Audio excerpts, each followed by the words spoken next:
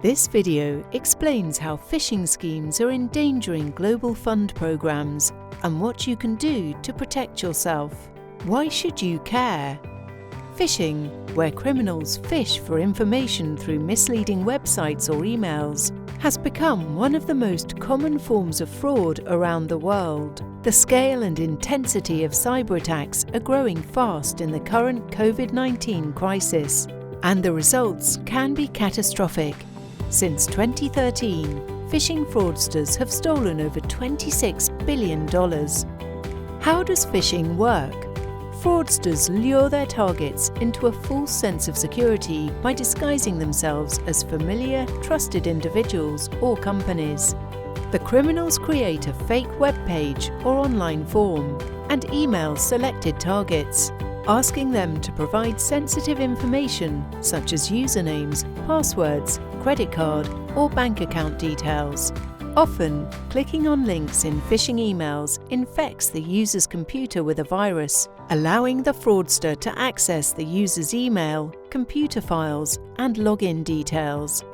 In one recent case, which the OIG investigated, a staff member at an implementer of global fund grants received a phishing email. After clicking on the link, their computer was infected, allowing criminals to access their email account and monitor their communications with global fund suppliers.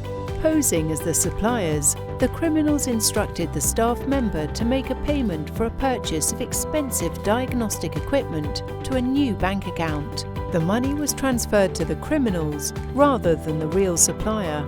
Red flags to look out for: emails asking you to click on links or open attachments, web links leading to unfamiliar sites, being asked for personal information, the sender doesn't address you by name, poor spelling and grammar, website or email addresses that are not quite right. What can you do to protect yourself? Following a few simple steps can protect you from phishing attacks. Ensure your browser is up to date. Be careful with any unexpected emails asking you for personal details, to open attachments, or click on links. Hover over a link to check where it leads.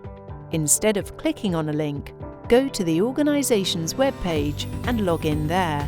Before entering information into an online form, make sure the site's URL begins with HTTPS or that there's a closed lock icon in the address bar.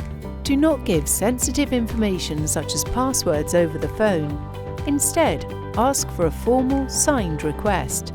Ask an IT colleague or your manager for advice.